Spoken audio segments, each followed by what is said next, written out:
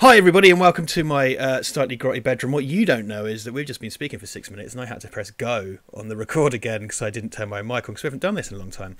And Duncan's a very patient man, and in a minute he's going to say a thing about the Batman trailer and I'm going to pretend to be surprised, and you can guess what that is if you like. Put a time code in the bottom. Hi Duncan, how are you? Hello mate, yeah, I'm alright, tired, but alright. It's nice to speak to you for the first time, which is now. yes, we haven't spoken in ages. Not whatsoever. So Duncan's back for a wee one to talk about DC Fandom, the strangely named thing. We've already done jokes about that we can't keep. DC Fandom, which was their online thing, which took place at a green screen dome because they thought of the name first, I guess. I guess, yeah. I made a joke about fanning one's dome. Again, we've lost that. That's all gone. All my fault. So there's lots of things mentioned. There was Wonder Woman 84. There was Zack Snyder's Justice League, which we might touch on at the end. All the video games, the Suicide Squad movie, the James Gunn Suicide Squad movie, which to me is the most exciting prospect of what we've been offered. I think that looks quite cool in its own kind of nuts way, because I thought Guardians of the Galaxy worked really well, so James Gunn, why not? But we're here to talk about Roberto Pattinson in Matt Reeves' The Batman. The joke, we've both made that joke many times already in the last 6 minutes. So talk to me about your reaction to Matt Reeves' The Batman. The Batman. I enjoyed it. It was quite a surprise. I wasn't expecting to get this, as as we touched on before. This is only comprised from 25% of the screenplay, so which is impressive. I think I said before, what I got from it was that kind of what it's sort of tickling in me is the kind of Batman Begins. It's got, the world looks very Arkham, like as in the games Arkham. There's that sort of aesthetic which I really like, because that's leaning heavily into, this is more of a comic book world than we've had previous. It's not set in the real world. It's comic book world. And it had a real kind of like, you're going to have to work to get this, but when you get it, you're going to like it. And I like that. It draws you in, makes you do some of the work, do some of the heavy lifting. I liked it. I thought it was great. I really enjoyed it. Yeah, serial killer noir puzzler. I have to say, and I kind of hate to say this, it looks really cool and it's got a good aesthetic.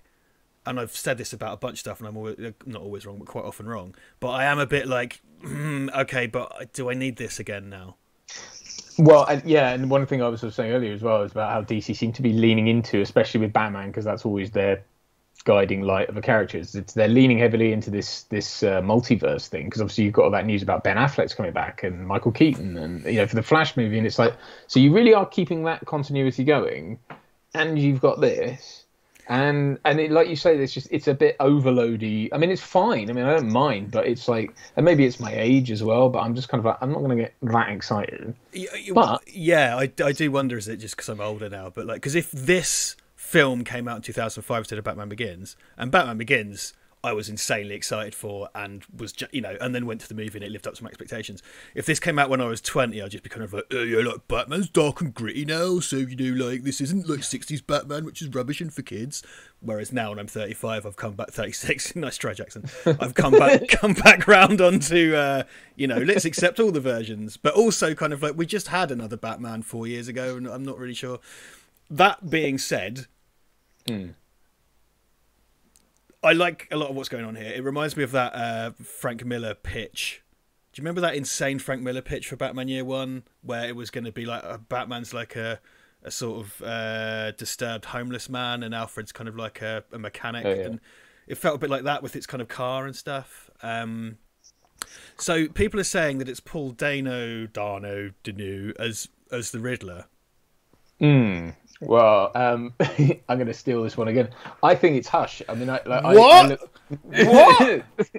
Oh my god! No, okay. So just to go back, Duncan said Hush, and in the previously recorded version, I haven't seen anybody else talk about Hush, and I inwardly thought it looked like they're going towards Hush, and they're kind of red herringing us with riddles and stuff, but it's actually Hush for a number of reasons. So please go ahead. Yeah.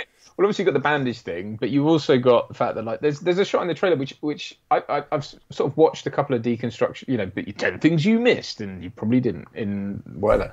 And one of the things they point to is like there's an eerie shot of Bruce Wayne watching a funeral, and I was like, that to me read like, because it's an ECU on his eyes, and he's got like, I think it's clearly Robert Pattinson, but then to me that was like, that's Hush. And then when you see, because then you get that mirrored thing at the end of the trailer where you see his face again, and the dialogue's about like you don't know how you're involved in this, but you're about to find out, kind of thing. And I was like, well, that just points clearly to that, right? Yeah, it kind of feels like, to me, like, okay, so Hush doesn't go around with duct tape on his face, but someone with their face wrapped in duct tape looks like Hush, right? Because with the bandages and things, and the kind of general Thomas Wayne miscreancy has been touched on before, because that's kind of, he has childhood beef with Bruce Wayne, right? And that like Dougie from Austin Powers, they did that in Joker kind of and skirted around it, and Hush hasn't been done before, and that's a well-respected comic and everything, and it would be very, very easy to make it look like Riddler. And also Paul Dünner, he looks a similar kind of age and stuff to Robert Pattinson, so it makes sense. Remind me, with Hush, is the idea he's had plastic surgery to look like Bruce Wayne? Is that? I'm not. I've got to be honest, right? I've never actually read Batman Hush. I just know about the character and stuff, but I've never. That kind of came after my interest in Batman. It's something to do with basically he looks like Bruce. His thing is to sort of steal Bruce Wayne's identity, and it's because he has sort of childhood beef with Bruce Wayne. So I mean, that to me, that also, I'm kind of liking the people are acting like Colin Farrell. They're acting, you know, when Tilda Swinton was in the remake of Suspiria, and she played a man, and they're all kind of like, oh no, this is this retired German actor. Like, there's loads of people going like, who was this mystery man in the trailer? It's like, it's Colin Farrell in a fat suit. like, oh, is that Colin Farrell? What the? yeah. Kind of, this guy's crazy. It seems that's his Oswald Cobblepot. And if you look at that, like, please prove me wrong, reality, but that's a famous actor in a fat suit. Like, it's like the Gary Oldman Churchill one, and you know, the few of those we've seen. Like, I could be wrong, but to me that's very much Colin Farrell in wacky makeup. But there's a lot I wasn't sure. The other character is Falcone, but that's John Turturro, isn't it? John Turturro is Falcone. It says Sal Maroni's in there somewhere as well, right? Because people, like, ever since the world of, you know, grown-up realistic Batman, people like to lean into the mob stories, so Maroni and Falcone come up a lot. So like, that was in the Gotham TV show and stuff. This one's getting a spin-off as well. There's a prequel TV show about Gotham PD. Fine. There's something that stood out for me in this. First, okay, so you touched on it. Like, I really like the costume. It's really good. Like, I like the kind of slightly Arkham-y armored thing is cool. I'm unclear as to whether or not you can see his eyes, because they do the thing where he's taken it off and he's got the black eye makeup on, and it's like, cool, neat, and he doesn't look like a panda. It's like smeared, so it's not like the kind of. But are his eyes like white plates or something? Because sometimes it looks like they're kind of white. Right. Sort of lenses or something. It's hard to tell. Some of the stuff from a distance looks like that. Maybe I didn't really twig. I mean, it looked. I think for all intents and purposes, they're just eye holes again. But they, like you say, they've kind of gone. There's the makeup. Right, shut up, go away now. Yeah, there's no pretense anymore. I think some of the stunt rider stuff, the guy had like kind of shields over his eyes. Maybe it's a safety thing, and they'll just take that out or something. Because it looked like in some of those shots he had kind of. Because it's quite reminiscent of. You know, in The Dark Knight, where he gets the sonar eyes, and then just kind of nice attempts to give Batman the white eye thing that just looks cool in comics, but not necessarily easy enough to do in real life. Batman just walking up to a crime scene and being friends with the cops. I always find that very Silver Age and very kind of Adam West when he's just like, when he just what do you think, Batman? Chief, like it's all that kind of it doesn't. Because I'm sure it's all very serious and gritty, but like when he walks into a crime scene, and it looks even more ridiculous. Like, so I was kind of looking at that, and it was like, you know, it would take real balls to do Batman without like a cape all the time, and I think it would look kind of cool, but maybe make him look a bit too much like Daredevil. I don't know, but like him walking into the crime scene is handled with such gravity, but it is kind of ridiculous because it is like it's a man in a bat costume. Well, and it's one of those things that the music and the lighting obviously add huge portent to such things, but it's like it's also the fact of like if you know it's covered in like you see his boots, you see the cape, you see you know, but you like if you saw that in a wide, it would look patently absurd. It's the same thing when he beats up that thug and goes, "I'm vengeance" or whatever, and it's like, right, but if you saw that on the street, it would look absolutely ridiculous. It's just a dude standing there, like everyone would be like, it's that dickhead. You know what I mean? Man, if you did that kind of you pulled out to a kind of like a sitcom setup where it's like multi-camera with flat lights, and he's just like, "Oh, look at my cape." It's just also that I've got questions tonally about that when he beats up that guy. Yeah, he beats him up too much. Like, it's that guy hasn't actually done anything yet, as far as we know. He's just sort of like, he's definitely a bad guy. But like when he punches him on the floor, and you hear those kind of like you know, but you know when they do Foley and they like smash up melons and things, don't they, and bits of celery. Chicken, it's great. Yeah, it's like, is that guy's fucking head? Because it's like, and it's like, has he killed that guy? Like what? Because I know, like, you know, Dark Knight Returns Batman, right, is a fucking nutty psycho, but the point is he's kind of gone over the edge, and Frank Miller enjoys that a bit too much, but the point is he's lost his mind a bit. When it's like young Batman, it just felt kind of sadistic. I don't know, it felt too much for, like, even for Batman to like be smashing this guy's face in on the floor. And I get you're supposed to scare people, but like, it's like that feels a bit much to me. I don't know. I guess it's I mean, I suppose running contrary to what I just said about him looking stupid, I think that is there to sort of make you, because I think the thing of his costume and his look, you know, he's young and he's a bit wiry and he doesn't look like, you know, big enough to take on tons of people, you know, in the way that Christian Bale and Affleck did. So I think it's a way of saying, look, he when he's unleashed, he's pretty vicious, and so you kind of need that, you know, because I think that's what sells him as a force to be reckoned with. It's the punching on the floor. I think it was fine. Yeah. It was fine. It's like, I'm not going to mess with this Halloween costume dickhead, right? But like when he's like wailing on the guy on the floor, it's just like, and then you've got the kind of kids filming on the iPhone, right? Because you've got to have that in 2021 or whatever. You have to have the kind of social media, like, so there'll be a plot about people on social media saying, "Look at this," which totally, absolutely, like, of course, it makes sense. I do get the impression that they are going to be like, Batman's a public figure and everyone knows about him, kind of thing. Yeah, again, it has that slightly Adam West Silver Age thing of like, is there going to be you know, when he beats up those guys, maybe that's just after he's opened like a supermarket. He just cuts the ribbon and there's some jokers vengeance, like, I don't know. Do you think they're teeing it up because he says "I am vengeance," and are they teeing up the kind of "I'm vengeance, I'm the night, I am Batman"? Is that what they're going for? Do you think maybe each trailer he'll say a different one? That'd be great, and you have to build it yourself. It's like a fucking IKEA catchphrase.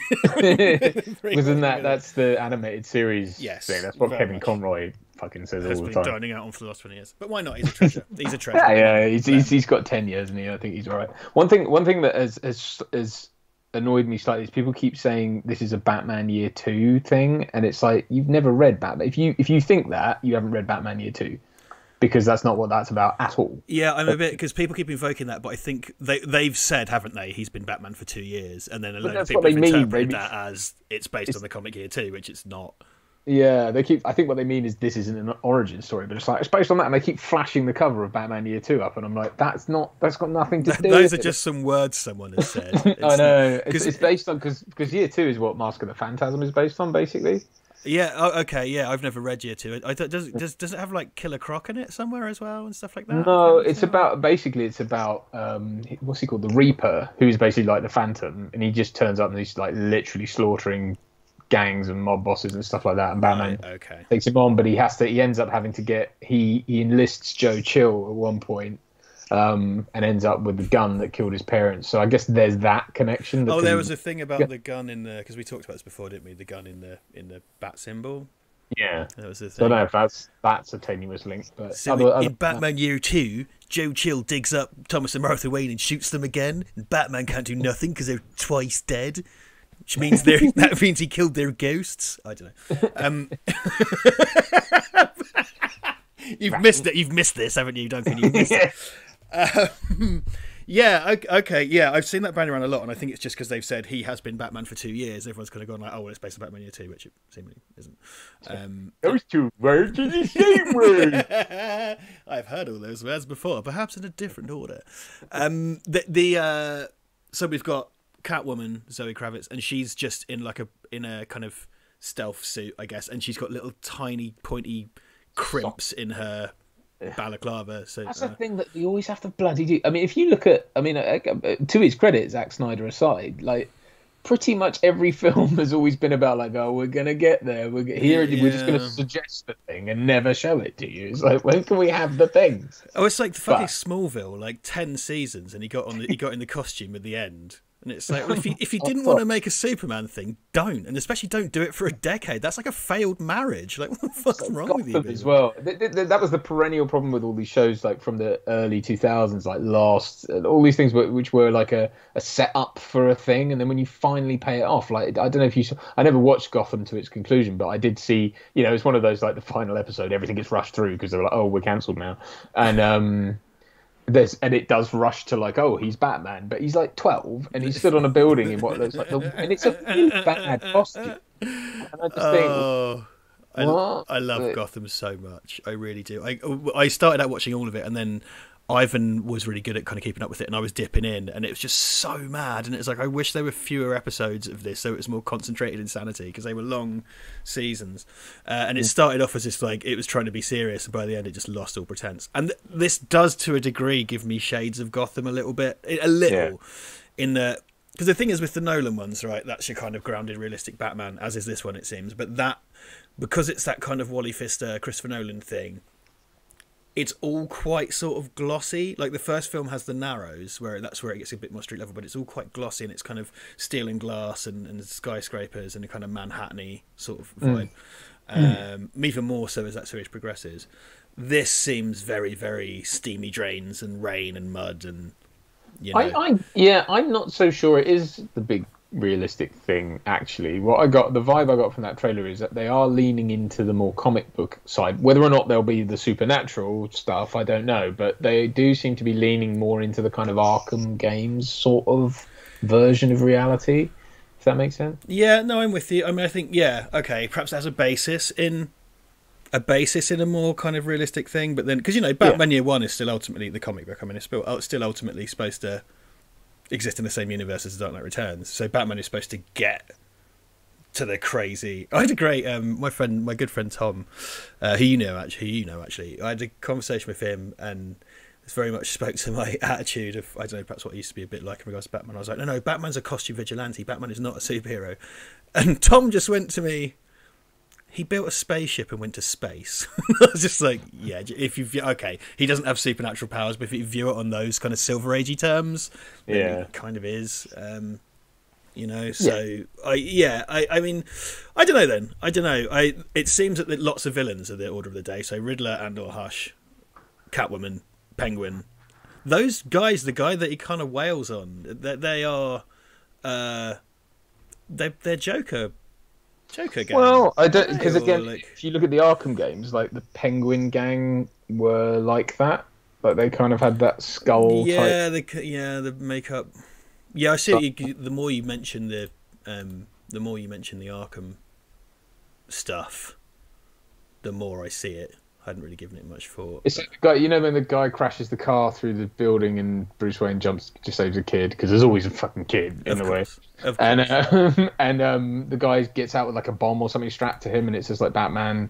And that to me looked very Arkham. It's all that kind of duct tape and like quite overblown designs.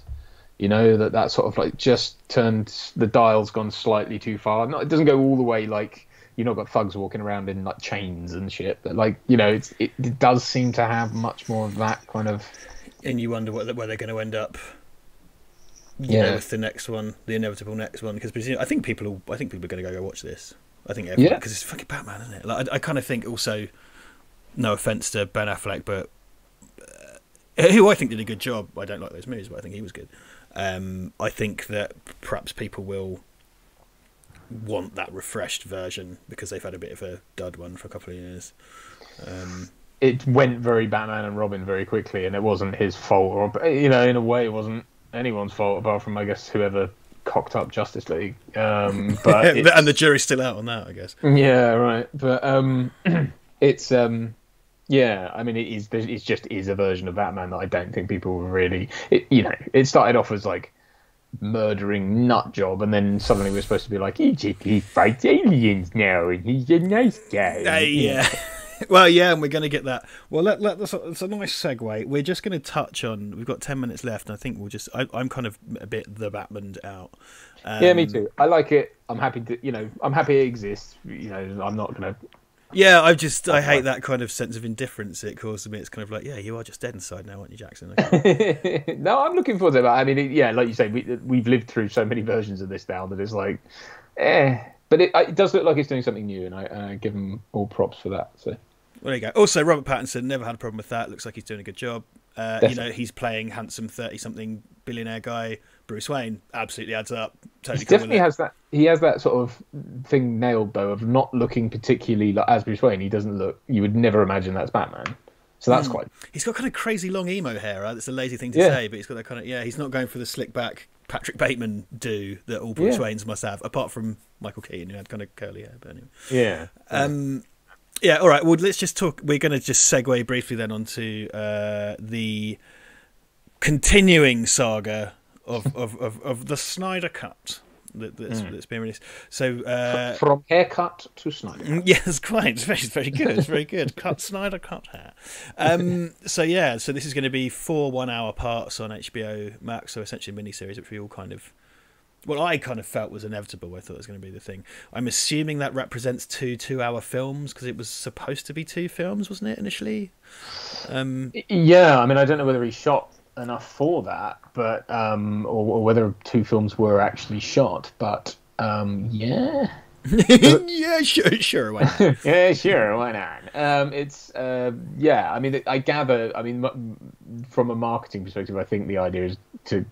Because we don't get HBO Max here, so I'm not sure how we'll get it. But I gather that to release it in 4 parts like that is to basically, it's probably designed so that you can't subscribe, get it, unsubscribe. So it's like you'll have to have at least sign up for however long you're supposed to sign. You know what I mean? Rather than because it's a lead into your service, isn't it? Which is kind of, I get that.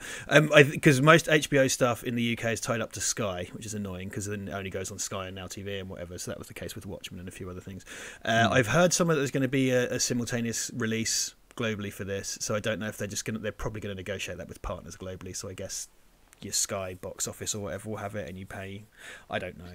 There was a thing about you being able to buy it to download, which to my mind is like, well, that'll get pirated straight away. I mean, it's kind of like, I don't think that's smart. I think if you want it to leverage your service, you need to kind of. It's tough though, isn't it? Because we live in that. The thing is now, like most people these days, if you release things simultaneously, they'll get them legitimately, and I will.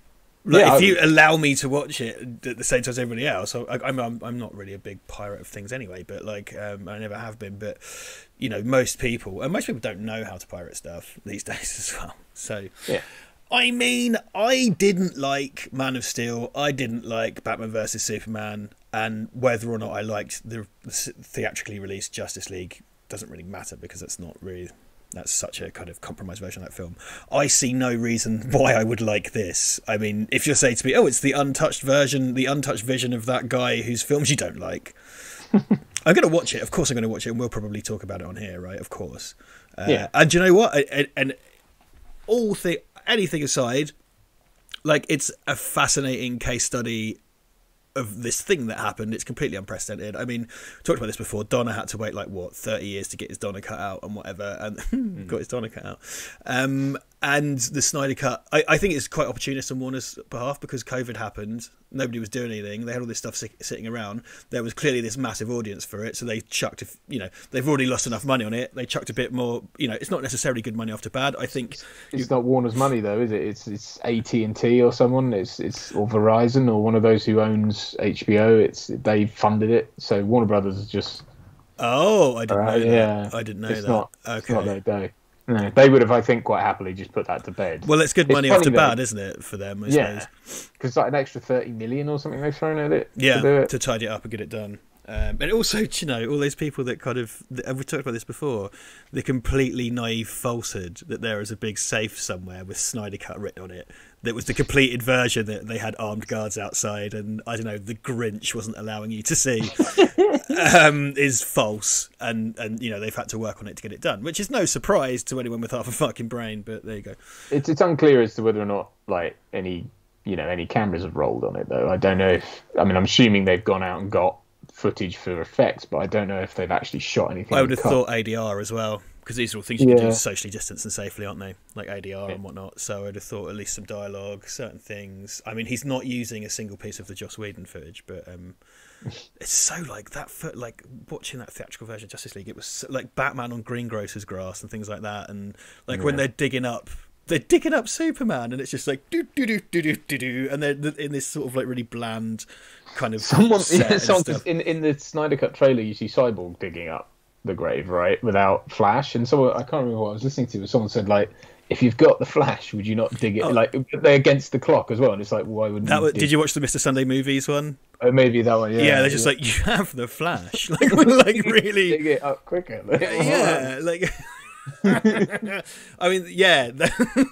So I mean, in terms of what's in this, I mean, it all looks very Zack Snyder-y, kind of desaturated, and I'd rather watch the version that is how it was supposedly intended. I'd rather watch something consistently made by one person, even if I don't like it. I mean, I've on record, I did not like Batman vs Superman at all. It's just this kind of dismal sort of dirge, and I don't see any reason this might be the same.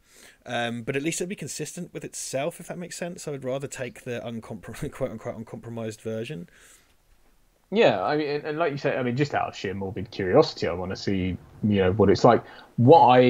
I mean, it's from the trailer. I mean, you see Darkseid. I'm not sure that's a particularly inspired design, but whatever. It seems like that's more of a flashback. I gather we're going to get some version of the sort of decimated, scorched earth, whatever. And you're going to get the Flash time travel thing put back in, which is one of the things I thought was really weird that they just jettisoned after. That you would think that was very important, wouldn't you? You would. Yeah. So presumably, he has to go and do, or we're going to see the tee up to him doing the kind of time hole to Batman. I think that must have something to do with getting Superman back, because I'm pretty, because you get that footage, don't you? It's like it's an alternate shot of Superman screaming at the sky, and he's got this big hole in his chest, and I'm pretty sure they're using time travel to get him back rather than throwing a mother box in, like making Superman soup and hit it with lightning. It's like that is that is reshoot. That is making shit up to try and make a round. All that stuff feels like super high end cosplay fan film as well, because there's just loads of these really bland shots of loads of kind of wides and mids of them all standing together in their outfits, just going, "Let's go and get some lightning," and it's just like, what is going on? Okay. Yeah.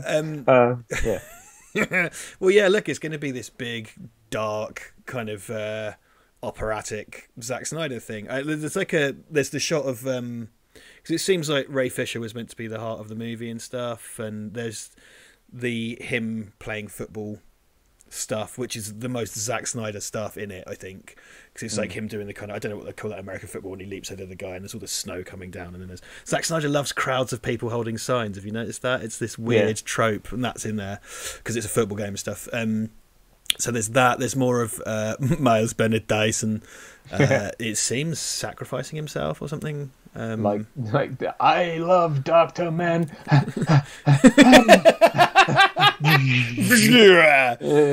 Yeah, exploding people. Don't worry, son. I'll come back as a glowing blue penis. And then, you'll get to see my dick soon. My big blue dick. I'm Lionel Hutz. For some reason. Yeah. I wasn't wearing a penis at all.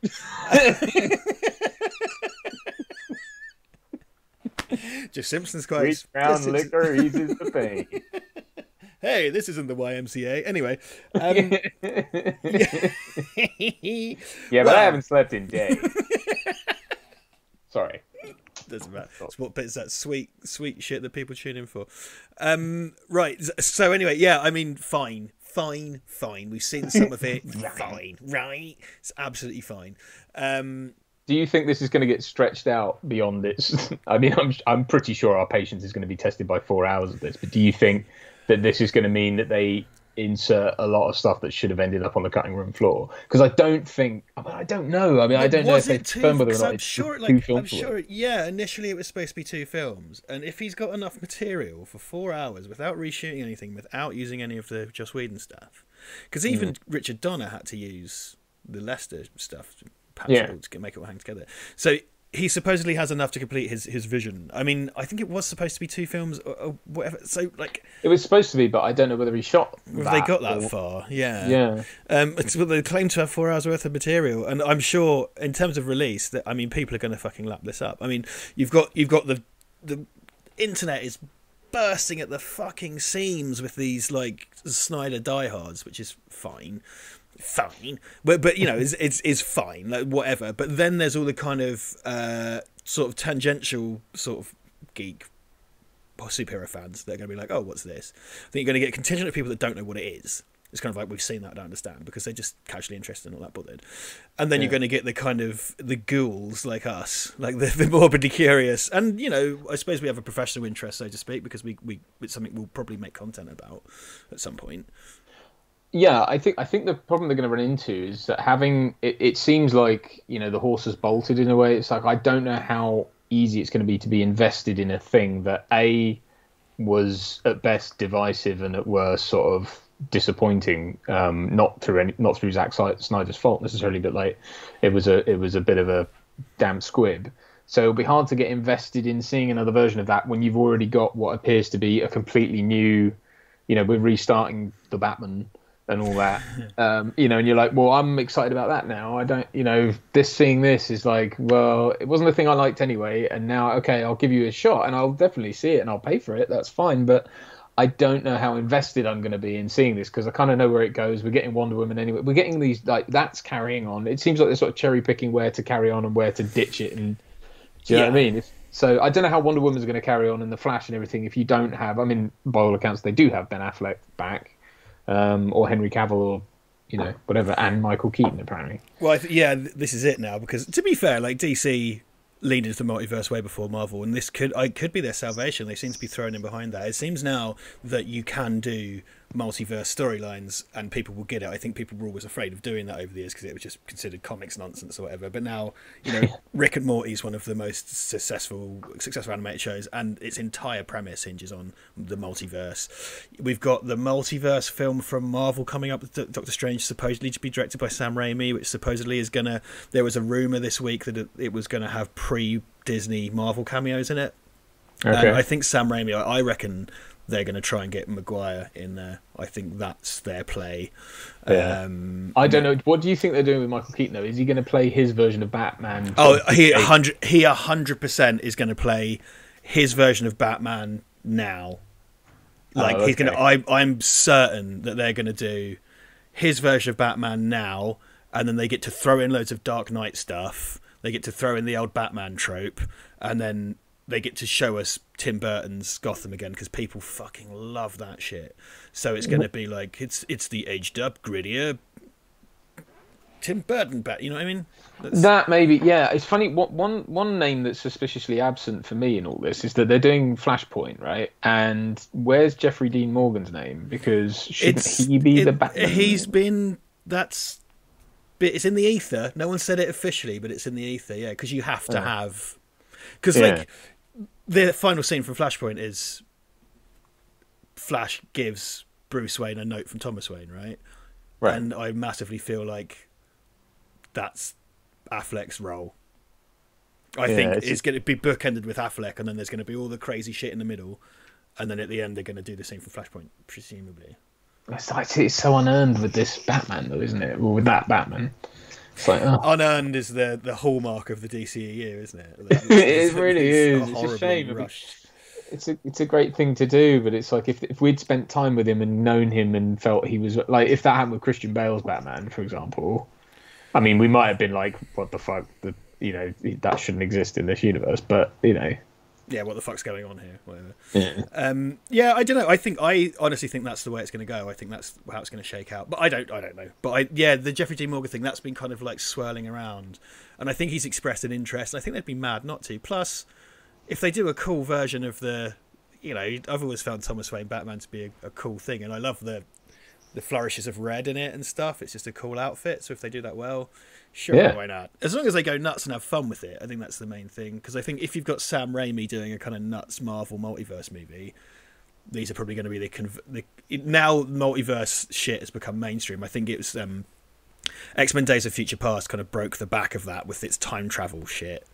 Yeah, and now we've slowly been kind of inoculated to the fact that you can do that, because I think no one ever would have dared touch it. And now we've had the Crisis TV show and all this stuff, and it seems they want to give Grant Gustin a cameo as well in the Flash, because what's his name, Ezra Miller it was in the end of Crisis on Infinite Earths. Yeah. So now they're going to do the reverse, supposedly, which I like. I like the everything counts approach, because that TV Crisis did everything counts, and then they crossed over to DCEU, which is kind of like, it's just a shame those films suck, because I really like this in principle.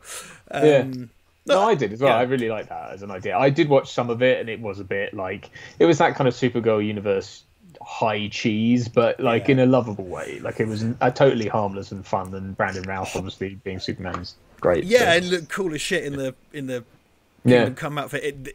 I don't really watch those Arrowverse shows. I've always really liked the idea of them, and I watch clips of them, but they also have that high-end cosplay fan film vibe to them.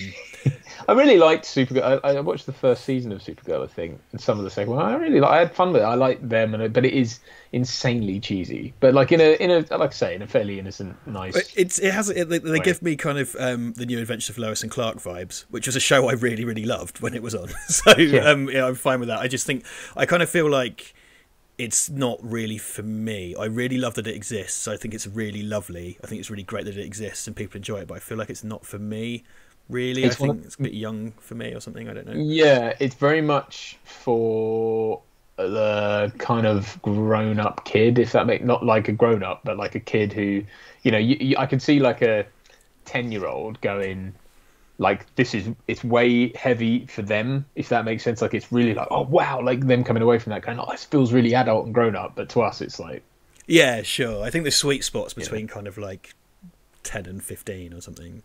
Yeah, I think those shows have a really large kind of following among teenage girls as well, so I think that kind of demographic because again, I really love that they exist, but I just feel like they're not for me, and I really love what they do. Whenever I read about the thing they've done, I'm kind of like, oh, nice, Gorilla Grodd. There's a whole episode about Gorilla Grodd starting a bowling alley or whatever. And I sort of go, good, I'm glad that exists. I'm not going to watch it, but I'm glad it exists. They lean. Well, what I like about them is they go, this is about the superheroes, and it's all about that, and it is a sort of comic book, and it's all blah, blah, blah, like serialized comic book, rather than no tights, no flights, we're above all that and all that shit. Like, it doesn't do that. It just leans into it 100%, and that's good. I like that. On that note, do yourself a favour and watch the Suicide Squad trailer, because it's absolutely like that. It's all nuts, ropey costumes and the kind of ropey C-grade Silver Age villains, and it's like, oh, cool. And Peter Capaldi's in it as the Thinker. I don't really know DC, but he's got like all these plugs in his head, and I'm just like, yeah, this is great. I'm into it. Cool. Okay, well, we're going to stop that there, I reckon. I reckon that gets us about half hour, a bit more. So it's good to have you back, man. Thank you. Sleepy Duncan. Poor Sleepy Duncan. We'll be back soon at a point in the indeterminate future. We're still figuring out how to do all this remotely with your new responsibilities.